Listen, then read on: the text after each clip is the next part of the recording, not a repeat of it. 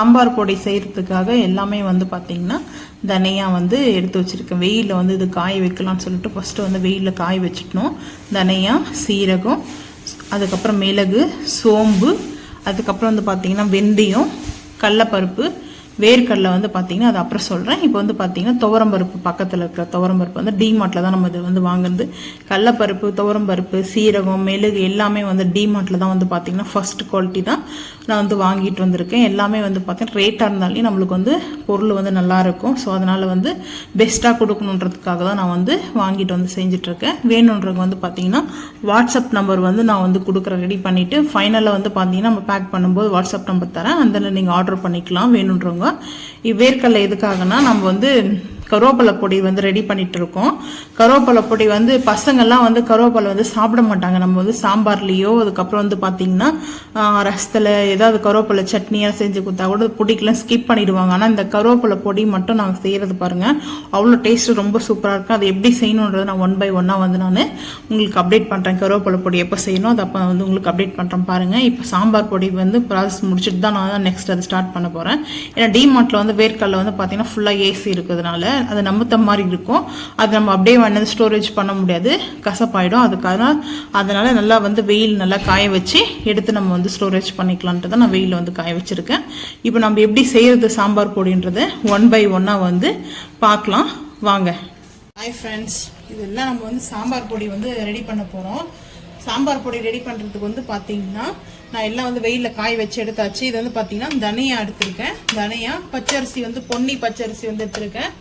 பொன்னி பச்சரிசி, அதுக்கப்புறம் துவரம்பருப்பு கடத்துக்கு பார்த்தீங்கன்னா சோம்பு வச்சுருக்கேன், பெருசீரகம் சொல்லுவாங்க, கடுகு, வெந்தயம், மிளகு, சீரகம், கடலப்பருப்பு, பெருங்காயம் வந்து எல்ஜி பெருங்காயம் வந்து ஒரு டப்பா எடுத்திருக்கேன் பெருங்காயம்.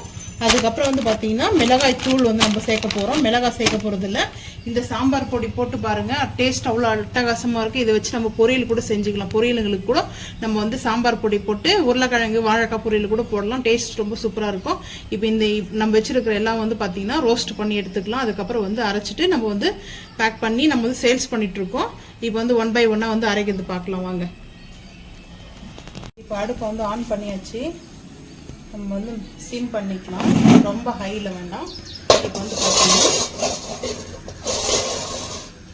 நம்ம வந்து கடாய் வச்சாச்சு. இப்போ நம்ம வந்து துவரம்பருப்பு வந்து ஃபஸ்ட்டு வந்து வறுத்துக்கலாம்.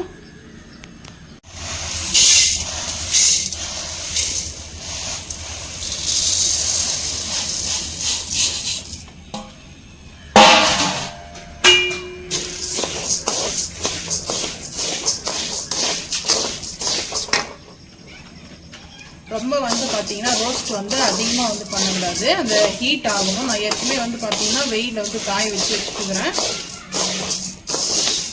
பருப்பெல்லாம் நம்ம வந்து டிமார்ட்டில் தான் வந்து வாங்கிட்டு வந்திருக்கோம். எல்லாமே வந்து பார்த்தீங்கன்னா ஃபஸ்ட்டு குவாலிட்டி தான் நம்ம வந்து செய்கிறதே வந்து பார்த்தீங்கன்னா. வேணும்னா நீங்கள் கூட இதே மாதிரி கூட செஞ்சு வந்து சாம்பார் பொடி ரெடி பண்ணிக்கலாம். நாங்கள் வந்து சேல்ஸ் பண்ணுறதுக்காக வந்து செய்கிறோம். ரொம்ப வந்து கருகிற அளவுக்குலாம் வந்து வறுக்கக்கூடாது. ஏன்னா நம்ம வந்து இந்த பச்சை வாசனை போகணும், துவரம்பருப்புடைய பச்சை வாசனை போகணும். அதோட ஸ்மெல்லு ஒன்று வரும். ஸோ அதனால வந்து நல்லா இது கொஞ்சம் வறுத்துக்கலாம்.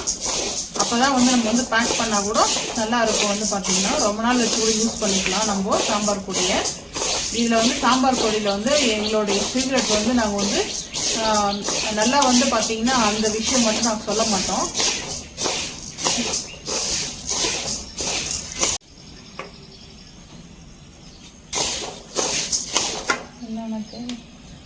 ஒரு நாள் நடக்காது.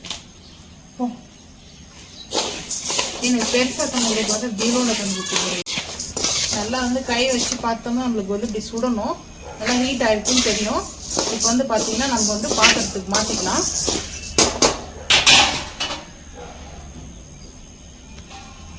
அப்படியே வேற பாத்திரத்துக்கு மாற்றியாச்சு.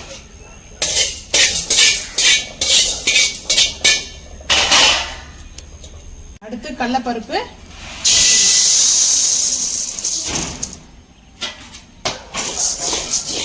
எல்லாமே பார்த்தீங்கன்னா மெஷர்மெண்ட் எடுத்துக்கிறேன் நான். எல்லாம் வந்து பார்த்தீங்கன்னா வெயிட் மிஷினில் வெயிட் போட்டு தான் நம்ம வந்து செய்கிறோம்.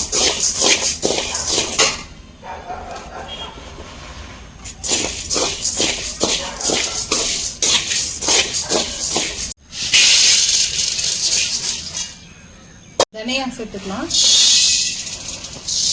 காஞ்ச மிளகாய் வந்து சேர்க்கலாம். ஆனால் காஞ்ச மிளகாய் விட நான் வந்து மிளகாத்தூளை வந்து சேர்த்துட்டேன். எப்பவுமே மிளகாத்தூளே வந்து சேர்க்கும்போது இன்னும் நல்லா இருக்கும் வந்து குழம்பு வைக்கும்போது.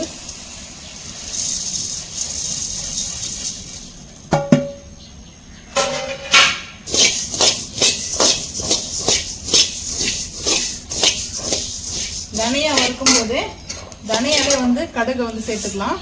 கடுகுலாம் வந்து பார்த்தீங்கன்னா நிறைய வந்து சேர்க்கக்கூடாது. கடுகுலாம் வந்து நிறைய வந்து சேர்க்கக்கூடாது. அடுப்பு வந்து ஸ்டிம் பண்ணிட்டேன். ஏன்னா கடுகு வந்து தனியாக வறுக்க முடியாது, படப்படன்னு வந்து வெடிக்க ஆரம்பிச்சிடும். ஸோ அதனால வந்து பார்த்தீங்கன்னா நம்ம இந்த மாதிரி தனியாக வறுக்கும் போது மட்டும் நல்ல மணமாக வரும் வாசனையாக. தனியாவும் கடுகும் வந்து மிக்ஸ் பண்ணி தான் நான் வந்து எப்பவுமே வறுப்பேன். 1.5 கிலோ நம்ம வந்து துவரம்பருப்பு 2 கிலோ எடுத்துருக்கோம். கடலைப்பருப்பு வந்து 1 கிலோ எடுத்துருக்கோம். கிலோ கணக்கில் நான் வெயிட் போட்டு எடுத்துருக்கேன் நான். அதுக்கப்புறம் வந்து பார்த்தீங்கன்னா வெந்தயம் வந்து கம்மியாக தான் வந்து சேர்க்கணும். வெந்தயம் கடுகு வந்து பார்த்தீங்கன்னா கசப்பு தன்மை வந்து கொடுக்கும். ஸோ அதனால் வந்து அதை வந்து மெஷர்மெண்ட்டு கரெக்டாக எடுக்கணும்.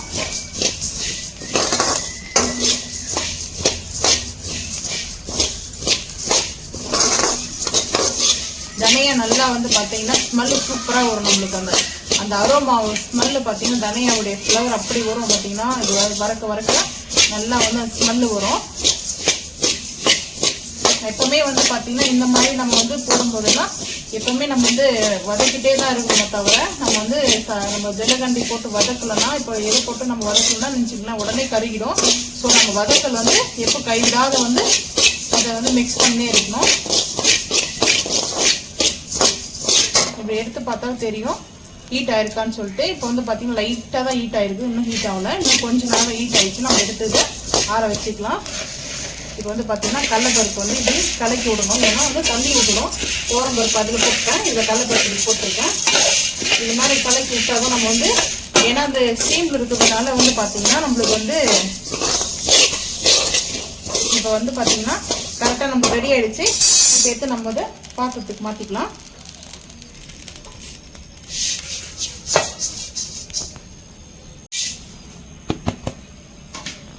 சோம்பு மட்டும் பெருசீரகம் கொஞ்சமாக அதை கம்மி பண்ணியிருக்கேன். ஏன்னா அது நல்லது தான் உடம்புக்கு வந்து டைஜஷன் ஆகிறது வந்து பார்த்தீங்கன்னா நம்ம சேர்க்கும் போது. சாம்பார் பொடி வந்து சாம்பாருக்கு மட்டுமே கிடையாது, சிக்கன் மட்டன் நான்வெஜ்ஜுக்கு மட்டும் இது யூஸ் பண்ண முடியாது. ஆனால் வந்து பார்த்தீங்கன்னா நல்லா இருக்கும் டேஸ்ட். உருளைக்கிழங்குலாம் வந்து அடிச்சுக்கே முடியாது. உருளைக்கிழங்கு வெங்காயம் மட்டும் கட் பண்ணிவிட்டு நான் அதை எப்படி செய்யுதுன்னு சொல்லிட்டு இந்த மசாலா வச்சு நான் உருளைக்கிழங்கு செஞ்சு காமிக்கிறேன். சாம்பாருக்கு எப்படி யூஸ் பண்ணணும்னு சொல்லிட்டு நம்ம அந்த வீடியோ வந்து நான் உங்களுக்கு போஸ்ட் பண்ணுறேன். நீங்களும் அதே மாதிரி வந்து வாங்குறவங்க யாராக இருந்தாலும் சரி நீங்கள் அந்த வீடியோ பார்த்துட்டு கூட நீங்கள் செஞ்சுக்கலாம். சாம்பார் பொடி எப்படி நீங்கள் கடையில் வாங்கி செய்வீங்களோ அதே மாதிரி மெத்தட் தான். இது வந்து ஸ்பெஷலாலாம் வேறு எதுவும் கிடையாது. ஆனால் நம்ம வந்து சாம்பார் பொடி வந்து டேஸ்ட் அவ்வளோ சூப்பராக இருக்கும். இப்போ பாருங்கள் நல்லா வந்து சீரகமும் நல்லா வந்து வதங்க ஆரம்பிக்குது. இதெல்லாம் வந்து பார்த்தீங்கன்னா கீ ரோஸ்ட்டோ இல்லை ஆயில் ரோஸ்ட்டோலாம் கிடையாது. ஆயில் விட்டு ரோஸ்ட் பண்ணுறதுலாம் கிடையாது. வெறும் வந்து இந்த மாதிரி கடாயில் இரும்பு கடாயில் வந்து சும்மா வறுக்கிறது தான் இது. இதுதான் வந்து நல்லா வந்து இந்த பக்குவம் தான் மெயினாக வந்து தேவை. யார் ஒன்றாலும் செஞ்சுருத்துக்கலாம் முடியாது. இந்த பக்குவம் கரெக்டாக இருக்கணும். ஏன்னா தீயக்கூடாது. இது வந்து பார்த்தீங்கன்னா இந்த மாதிரி வந்து பார்த்தீங்கன்னா ரொம்ப கலை கொடுத்துட்டே இருக்கணும். ஏன்னா வந்து பார்த்தீங்கன்னா இது வந்து அந்த தண்ணி விட ஆரம்பிக்கும். கடலைப்பருப்புல வந்து ஸ்டீம் இல்லையா, ஸ்டீம்ல வந்து தண்ணி விட ஆரம்பிக்கும். உடனே அதையும் பார்த்தீங்கன்னா நம்ம கிளறி விட்டுட்டே தான் இருக்கணும். தவிர இதை பாருங்க, இப்போ எடுத்து பார்க்கும்போது நம்மளுக்கு ஹீட் ஆகுது நல்லா தெரியும். இன்னும் கொஞ்சம் நேரம் வந்து பார்த்தீங்கன்னா நல்லா இது பண்ணிவிட்டு ஹீட் பண்ணிக்கலாம். இந்த டைமில் வந்து பார்த்தீங்கன்னா இது போடலாம். ஆனால் நான் வந்து இப்போ போடலை, ஏன்னா நம்மளுக்கு ஹீட் ஆகிடுச்சு. இதையும் இதில் சேர்த்துக்கலாம், சீரகத்தையும். இப்போ வெந்தயம் பாருங்கள் லிமிட்டோட தான் சேர்க்கணும். ஏன்னா ரொம்ப வந்து கருத்துரும். ஹை ஃப்ளேமில் வைக்கக்கூடாது. வெந்தயத்தை எப்பவுமே கருத்துரும் வந்து பார்த்தீங்கன்னா.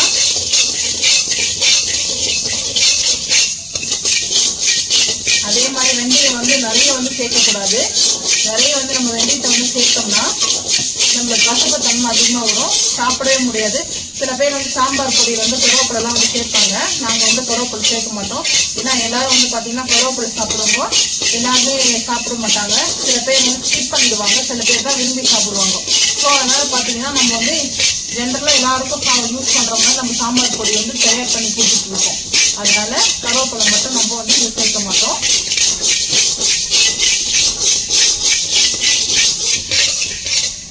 வெந்தயத்தோட கலர் சேஞ்ச் ஆகுது பாருங்க. கருகக்கூடாது, எப்பவுமே வந்து பார்த்தீங்கன்னா கருகக்கூடாது. நம்ம போட்ட அந்த கலர் வந்து மாறுது. லைட்டாக வந்து பார்த்தீங்கன்னா நம்மளுக்கு அந்த மெரூன் வரும் பாருங்க, மெரூன் கலரில் வந்து பாருங்க நம்மளுக்கு இந்த மாதிரி தான் வரும். இப்போ நம்ம இதை எடுத்து இதையும் நம்ம அதிலே வந்து கொட்டிக்கலாம். வெடிக்க ஆரம்பிச்சு பாருங்க. கருகிடுச்சுன்னா எந்த ஒரு பொருளும் யூஸ் பண்ண முடியாது. இப்போ மிளகு வந்து சேர்த்துக்கலாம்.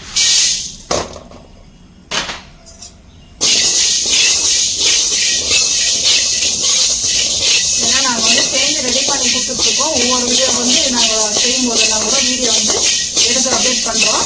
ஏன்னா வந்து பார்த்தீங்கன்னா சாம்பார் பொடி வீடியோ நம்ம இன்னும் அந்த சேனலில் வந்து அப்டேட் பண்ணல. ஸோ அதனால தான் வந்து பார்த்தீங்கன்னா நான் வந்து இந்த வீடியோ வந்து அப்டேட் பண்ணுறேன். மிளகு நல்லா வந்து வறுத்துக்கலாம்.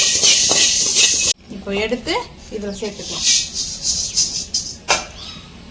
ஃபைனலாக பச்சரிசி வந்து சேர்க்குறோம். பச்சரிசி வந்து பார்த்தீங்கன்னா இது பொன்னி அரிசி வச்சுருக்கேன். பச்சரிசி